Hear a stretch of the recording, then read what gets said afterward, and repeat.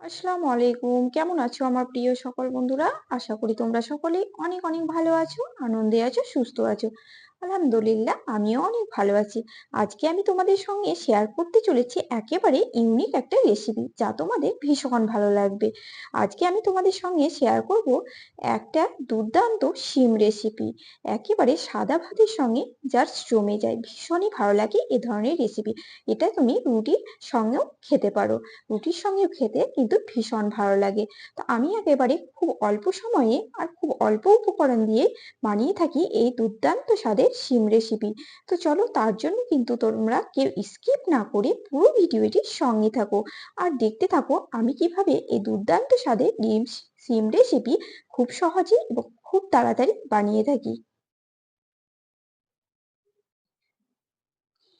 তো এখানে কিছু শিম নিয়ে নিয়েছি আর শিমগুলোকে আমি প্রথমে পরিষ্কার করে নেব। তো শিমের মধ্যে দেখবে একটা শিট থাকে, এই যে এভাবে কিন্তু ভেঙে, হাত দিয়ে ভেঙে এই শিটটাকে এভাবে ফেলে দিতে হবে। এই অংশটা থাকলে দেখবে খাওয়ার সময় ভীষণই বিরক্তি লাগে, মুখের মধ্যে গোটা গোটা পড়ে, তো খারাপ লাগে। তাই আমি শিমগুলোকে এখন প্রথমে এভাবে কিন্তু প্রত্যেকটা শিমকে বেছে নেব। তো দেখো আমি সব শিমগুলোকে কিন্তু পরিষ্কার করে নিয়েছি আর একেবারে ধুয়ে ছোট ছোট টুকরো টুকরো করে কেটে নিয়েছি। এটা আমি প্রত্যেকটা শিমকে 2 ভাগ থেকে 3 ভাগ করে নিয়েছি। দেখতেই পাচ্ছ আমি কিভাবে কেটেছি, 2 থেকে 3 ভাগ করে ছোট ছোট করে কেটে নিয়েছি। তো চলো এবার দেখে নাও আমি কিভাবে এই শিম রেসিপি বানিয়ে থাকি। প্রথমে এখানে আমি সামান্য পরিমাণে কড়াইয়ে সর্ষের তেল দিয়ে দিচ্ছি। কড়াইয়ে তেলটা গরম হয়ে গেছে, তাই হাফ চামচা এখানে আমি দিয়ে দিব কালো জিরে। এখানে দিয়ে দিচ্ছি স্বাদ মতো লবণ আর দিয়ে দেব হাফ চামচা, সামান্য অল্প পরিমাণও বলতে পারো, হলুদ। তারপর এটাকে আমি সুন্দরভাবে নেড়ে চেড়ে নেব। তারপর এর মধ্যে কাটা শিমগুলোকে দিয়ে দেব। তো এখানে আমি সব শিমগুলোকে দিয়ে দিলাম। তারপর এটাকে আমি নেড়ে চেড়ে নেব।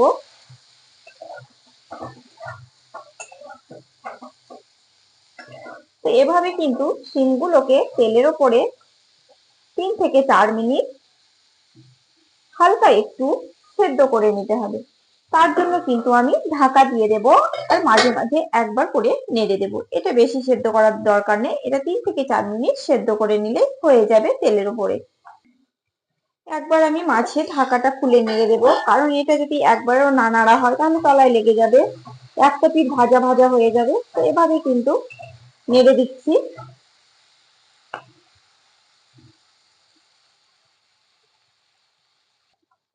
তো দেখে বুঝতেই পারছো যে শিমের কালারটা কিন্তু চেঞ্জ হয়ে এসেছে, মানে কিন্তু এটা হয়ে গেছে। তো এবারে আমি এটাকে তুলে নেব। তার আগে তোমাদের একটা কথা বলে দিই, যারা তেল খেতে পছন্দ করে না, তেলটাকে অ্যাভয়েড করে চলো, তারা এটা কিন্তু জল দিয়ে ভাপিয়ে নিতে পারো শিমটাকে, তারপর কিন্তু রেসিপিটা বানিয়ে নিতে পারো। তো তেল দিয়ে যদি এভাবে ভেজে নাও তাহলে করে রেসিপির টেস্টটা কিন্তু দারুণই লাগে। এবারে আমি শিমগুলোকে তুলে নেব।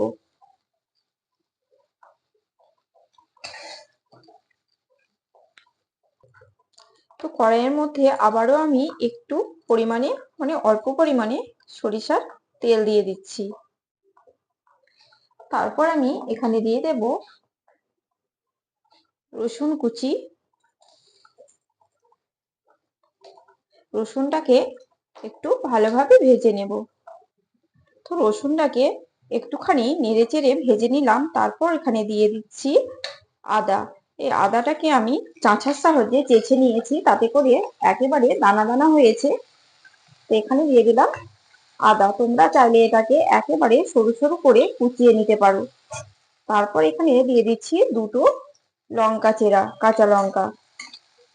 তারপর এটাকে আমি সুন্দরভাবে ভেজে নেব, যেন আদা রসুনের কাঁচা কাঁচা গন্ধটা না থাকে। তো আদা রসুনটা কিন্তু ভালোভাবে ভাজা হয়ে গেছে। এবারে এখানে আমি দিয়ে দিচ্ছি মোটা দুটো সাইজের পেঁয়াজ নিয়েছিলাম, সেটাকে একেবারে মিহি মিহি করে কুচিয়ে নিয়েছি। সেটা এখন আমি দিয়ে দেব। তারপরে পেঁয়াজটাকে সুন্দরভাবে ভেজে নিব। পেঁয়াজের একটা কালার আসবে ততক্ষণ পর্যন্ত আমি এটাকে ভাজতে থাকবো। তো পেঁয়াজটা কিন্তু দেখতেই পাচ্ছ ভাজা ভাজা হয়ে গেছে, পেঁয়াজের কিন্তু একটা কালার চলে এসেছে। এবারে এর মধ্যে দিয়েও দিব সামান্য পরিমাণে হলুদ। হলুদ দিয়ে একটুখানি নেড়ে চেড়ে নেব। তারপর এখানে আমি দিয়ে দিচ্ছি 1 চামচা বেসন। এবারে এটাকে আমি সুন্দরভাবে নেড়ে ভেজে নেব। এই বেসনটা দেওয়ার পর কিন্তু মাশাআল্লাহ খুব সুন্দর একটা সুগন্ধ বেরোয়। যখন এটা ভাজবে তখন দেখবে খুব সুন্দর একটা সুগন্ধ বেরোবে। তো এটাকে আমি একটুখানি ভেজে নেব। তো এখানে বেসনটা দেওয়ার পর কিন্তু আমি এটাকে 2 মিনিট মতো ভেজে নিলাম। দেখতেই পাচ্ছ বেসনটা দেওয়ার পর কিন্তু শুকনো শুকনো হয়ে এসেছে। এবারে এখানে আমি মোটা একটা সাইজের টমেটো নিয়েছি কুচি, সেটাকে আমি দিয়ে দেব। তারপর আমি আরো একটুখানি কষিয়ে নেব। আর এর মধ্যে আমি দিয়ে দিচ্ছি 1/2 চামচা ধনে গুঁড়ো, 1/2 চামচা জিরের গুঁড়ো। তারপর সবকিছু মশলা দেওয়ার পরে এটাকে সুন্দরভাবে কষিয়ে নেব। দিয়ে দিচ্ছি স্বাদ মতো লবণ। এখানে কিন্তু বেসন দেওয়ার কারণে মশলাটা টান টান হয়ে আসছে আর শুকিয়ে আসছে, তাই আমি অল্প অল্প পরিমাণে এখানে জল দেব আর মশলাটাকে কষিয়ে নেব।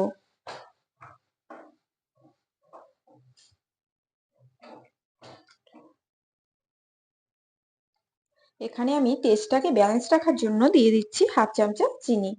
তোমরা যারা চিনি খেতে পছন্দ করো না তারা অবশ্যই না দিলেও হবে, এটা কিন্তু অপশনাল, চাইলে দিতেও পারো না চাইলে না দিতে পারো। এখানে তোমরা লাল লঙ্কার গুঁড়ো ব্যবহার করতে পারো যারা ঝাল খেতে পছন্দ করো। এখানে শুধুমাত্র আমি 2টো কাঁচা লঙ্কা ব্যবহার করেছি।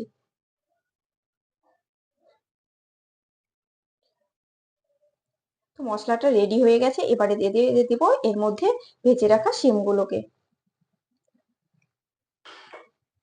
তো দেখো আমি সব শিমগুলোকে কিন্তু দিয়ে দিলাম। এবারে একটুখানি নেড়ে চেড়ে নেব আর এটাকে কিন্তু 3 থেকে 4 মিনিট ঢাকা দিয়ে রান্না করে নেব। এটা একেবারে থকথকে হবে।